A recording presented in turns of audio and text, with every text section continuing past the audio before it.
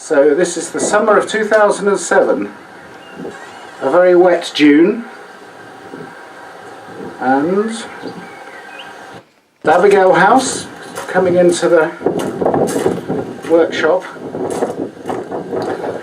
which has not been prepared specially for viewing, but we just wanted to have a look at some work that's well underway on the chest for Grinling House.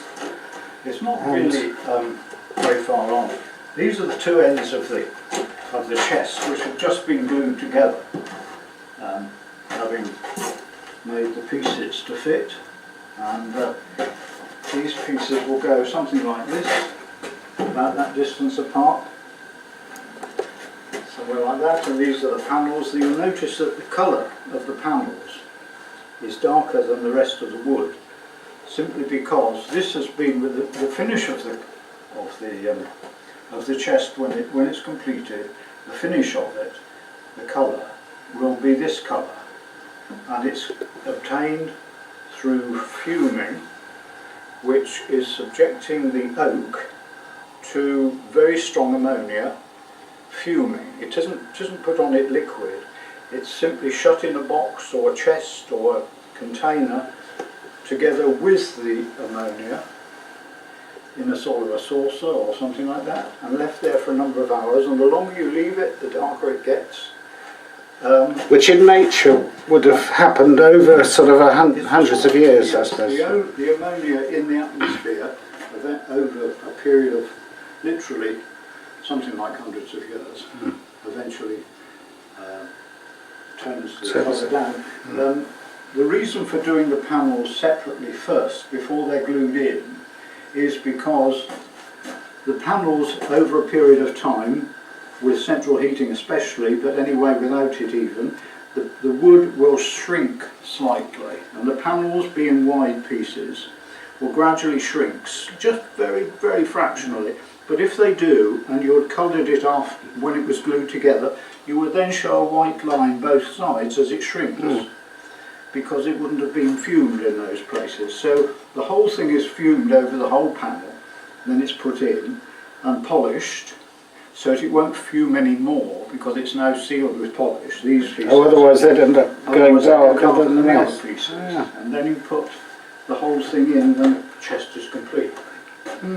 One of the problems always with fuming is that when you glue it together,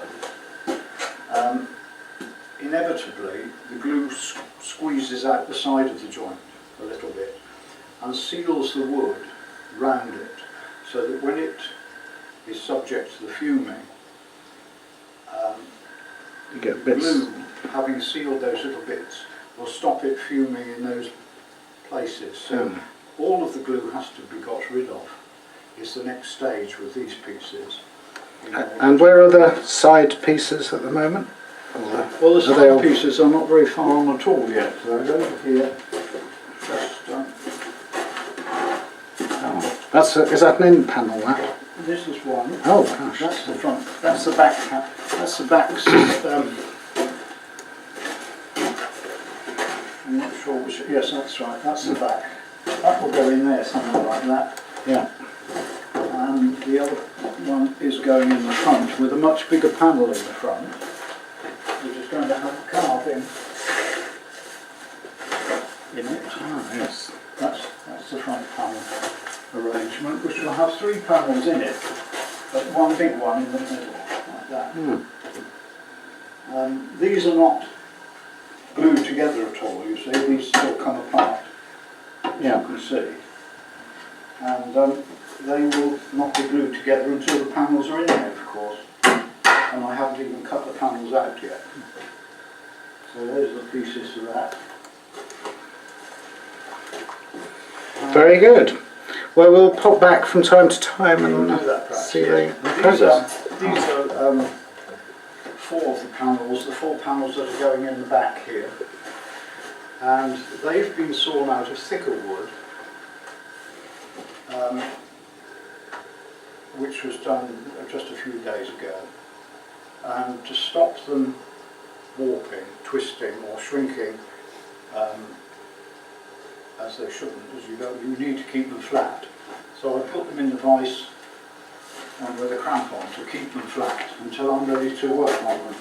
They will settle down after a little while, having been sawn out of the thicker wood. Yeah. Not very much thicker wood, only twice the thickness that they are, but you can get 2 pieces out of the one thickness. This is another panel here,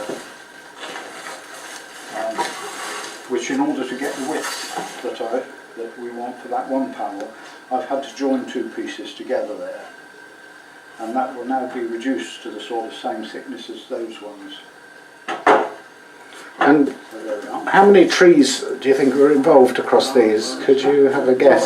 Well, I would think, Are they I all? don't know how many would have been, but out of a reasonable sized oak tree you would get the whole chest, of course, if the wood was good. But this actual one was made up of This is wood, made up 1 or 2 lots of wood that you had, or? of a piece. I've got a piece here which is panels.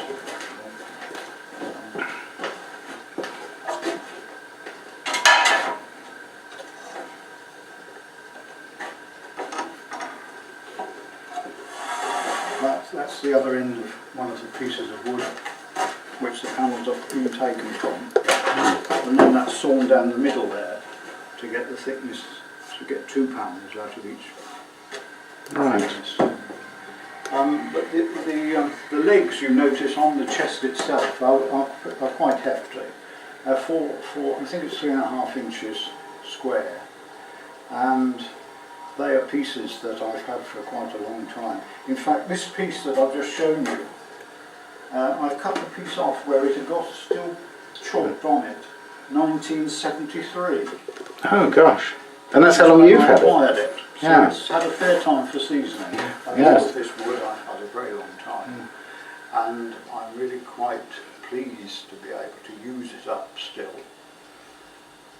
It seems a shame not to use it.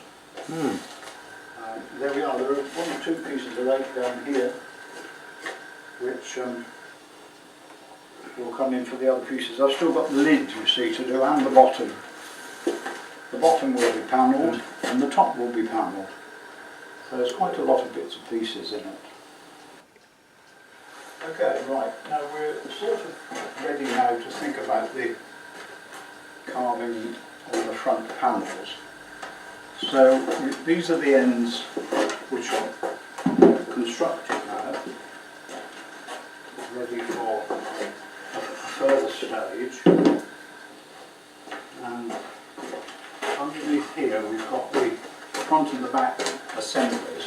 This is the front framing with the 3 panels in it which are going to be carved. Which are put on there, where we will be doing the carving.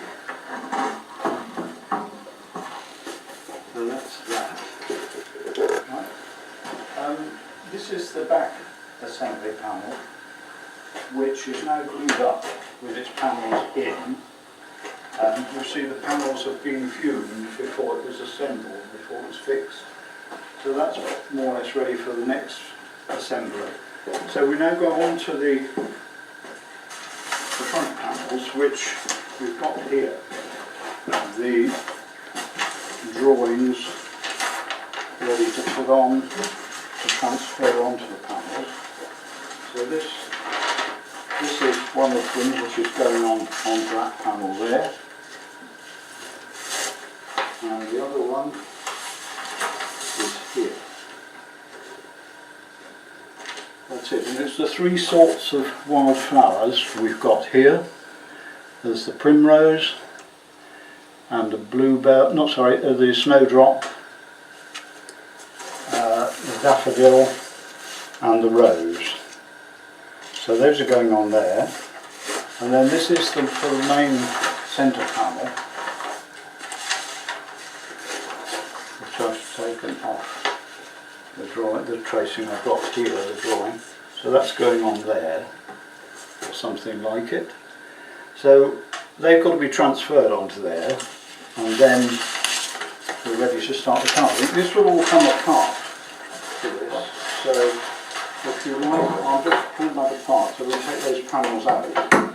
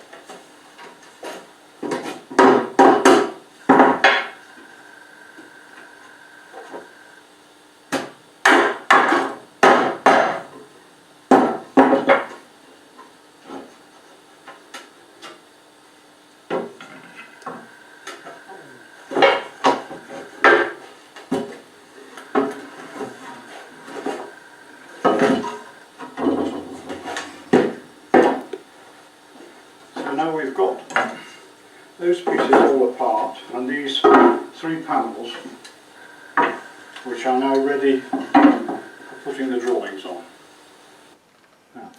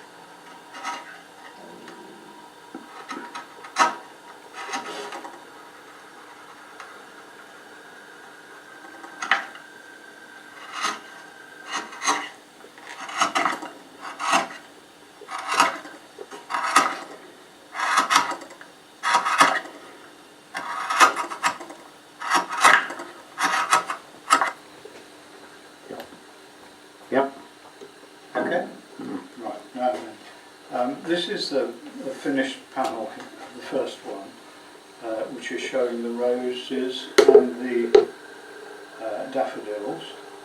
This has been in the fume chamber, which has darkened the oak, and it's had some wax polish put on it to seal it, so that when it goes into the final construction, the rest of the chest will be fumed, but this won't be affected by it because it's been sealed, so the other will come to a similar sort of colour.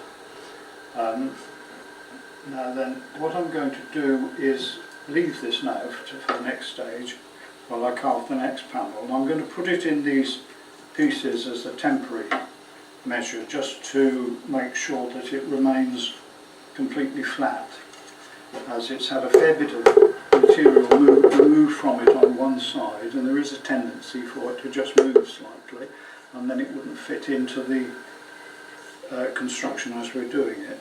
So I'm going to put this aside. Now then, this is the second panel, and as you can see, I've been round it once with the gouges and chisels, and that is a process which I've always understood was called bosting in, which is the first stage of the cutting, because what you do, you put the gouge in like this and cut round just away from the line to break the line of grain there, and then you do this, taking out a little piece just like that all the way round. I'm just taking out a little bit round the line there, which cuts the first material away out of the area where we've got to remove it. Now if I go around this is leaf here, so I'm going to do the same thing all round that. You see, I've done pretty well all the rest of it now as I'm doing this bit.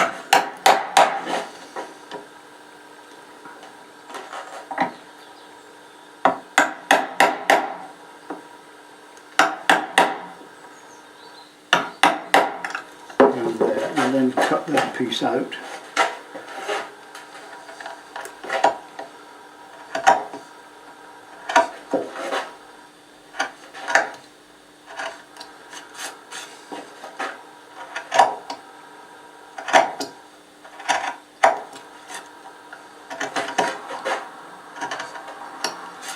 That's it for that one, and then that really wants another little bit round there where the petals of that leaf come round, but I'll change that for another gouge, which is over here, which is a slightly, what we call a quicker gouge, which means it's a sharper curve on it.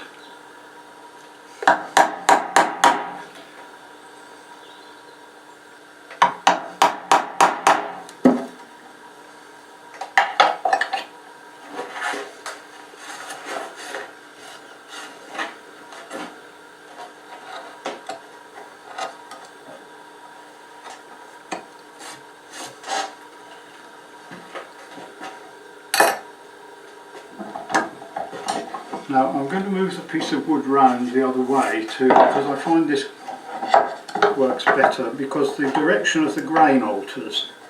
And grain is always something you have to be constantly aware of when you're carving in a piece of wood like oak.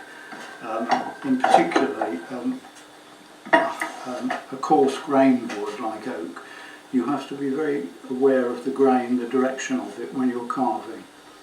So I'm doing the same thing here, but now on these other flowers, which, as you can see, I've been round and put the chisel in all round it. So I'm just really just removing all these pieces round here.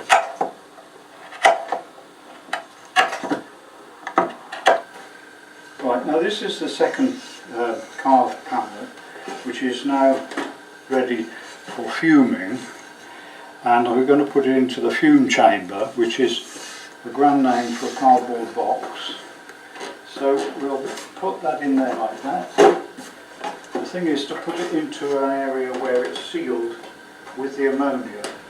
Now, putting the ammonia in, one has to be a bit careful because ammonia isn't the nicest of things to handle. Now this is the stuff in here, and I'm going to take that off and put it into the little trays inside. Just a spot there, and a spot in this one, like that. Put the lid on again quickly, and put that in position. And now I'm holding my breath because it's getting a bit overpowering. And I close the lid, like that, and I'm going to seal it.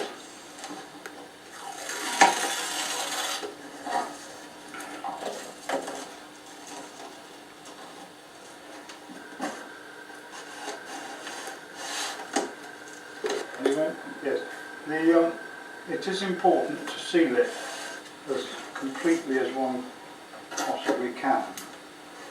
Not only to restrict the fumes to the area where they're doing it, but also to protect myself from the fumes in the workshop while it's going on, because it's going to be in here according to how dark we want it. The longer you leave it in with the ammonia, the darker the oak will go. So I've now sealed that, and that's okay. I look at my watch, it's now 9:30, and I'm going to leave it in there for 4 hours. There we are then. Right, well, and this is the third panel, the middle one, which is bigger than the other ones, and it's going to show the grey lag geese. That was the drawing which I've now put onto the wood, and I've been carving a bit of it so far, and I'm getting on with it and feeling my way, which is what one does. It's by no means finished, so it's a matter of whittling away the bits that you don't want. In this I'm trying to create the impression of different depths of water and bits of land and the trees, which I'm not sure about how they're going to end up yet, any of them, but I'm now working on these geese down here at the bottom. So I've now been all there round there with the gouge, and I'm now just removing the pieces round it like that.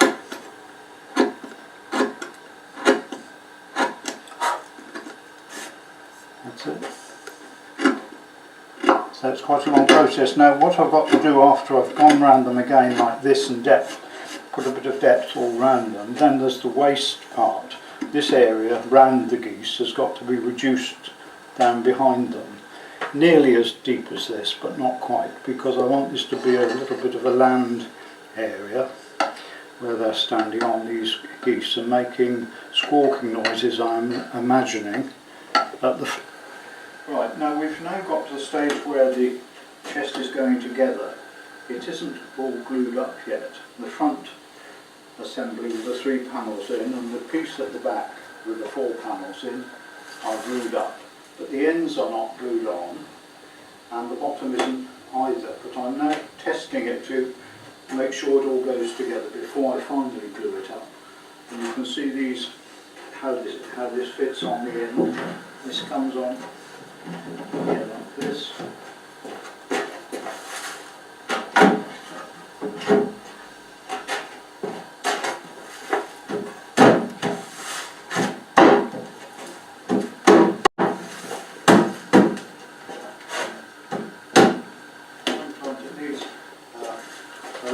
Persuasion, and eventually, of course, when it's glued,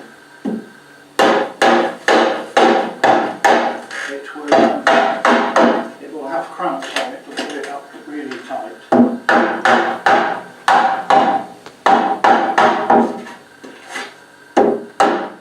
So that's more or less it now, ready. And then I shall take it all apart again and glue it up with the cramps on. So you can see from the last time I think that we did the filming, the centre panel has been finished, the one with the geese on, and that was all glued up. And the next stage after this is all done is to fume the rest of it, because you notice that the panels are fumed and the bottom is fumed, but the frame isn't yet, so that's got to be fumed. And then it's really a matter of... Yes, well now we're just putting the last of the dowels in, which go to hold, well, they don't really hold the joint together anymore. In days gone by they used to. They were often put in dry without any glue, and they held the mortise and the tenon together in the days when glue was much more primitive, and also the timber that was used for furniture was often much moister than it is today. Often dowels are not put in and the glue will hold it completely without much problem, but I like to put them in a heavy construction like this because they're part of the tradition of woodworking, and they do make a very nice job of it, I always think. So the wood for a dowel, or another name for it, an old name, is a tree nail or a trennel, which obviously has its derivations from the tree that it comes from. And they are split out of straight-grained wood, which is essential, so that they're very strong. The grain must run right through the dowel if it's to be any use at all as a dowel or a trennel. So now we're going to glue it in there. The holes are drilled, and I'm going to put some glue in there. Like this.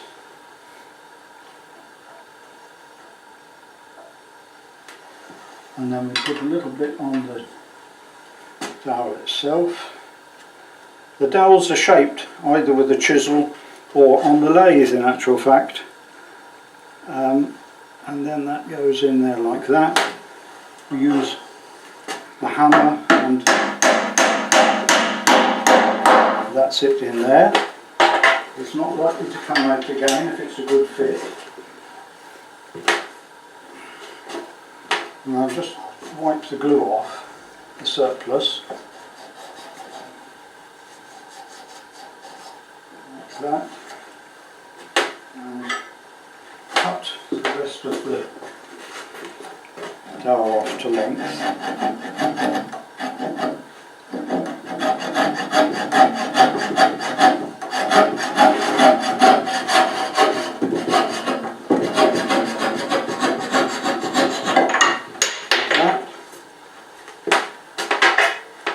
And then it's trimmed off .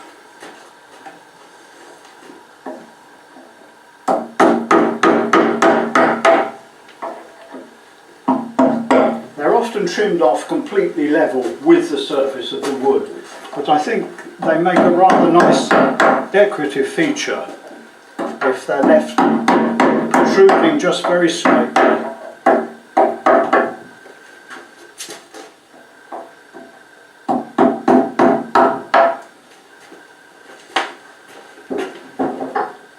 That's it, and I'll just give you a piece of... And I just finish it off with a little bit of glass paper there to take any roughness off, and that is it. So there we are, that's the next stage. Right, now this is the wood sawn out for the top, and what I propose doing is roughly, just to show you the idea, is just to put the pieces of wood as they will be. They're not cut to size or anything really yet, but I'm proposing to do something like that, and then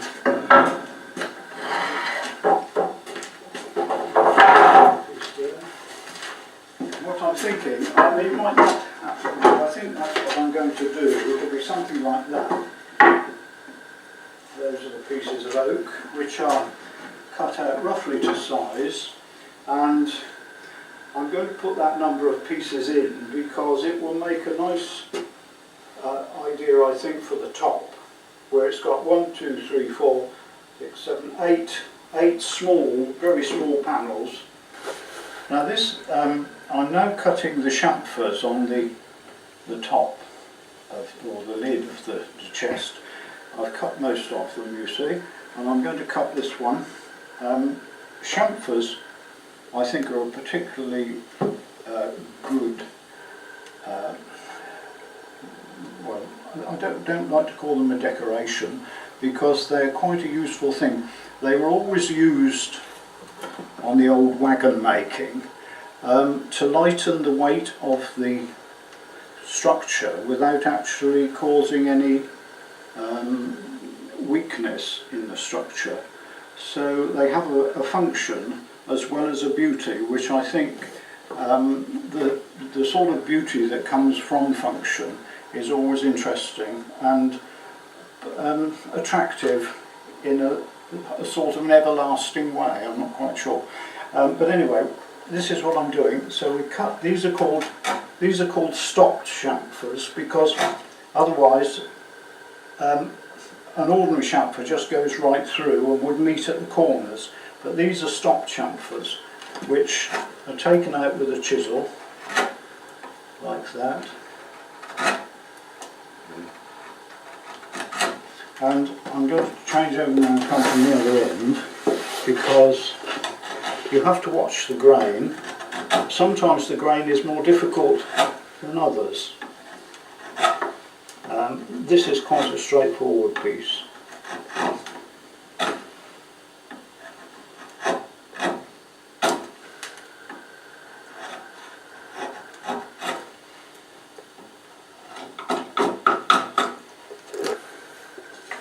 I'll take the middle part out with a spoke shovel.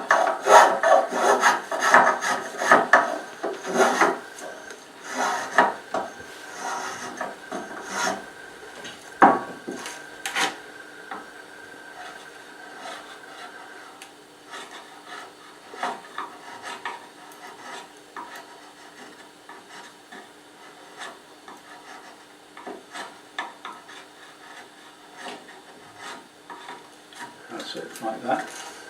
Right. Right, now all the chamfers are cut and the frame now is ready for gluing.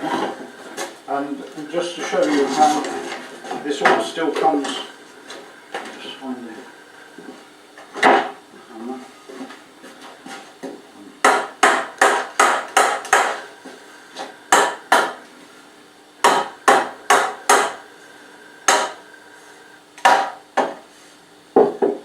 So that all comes apart like that.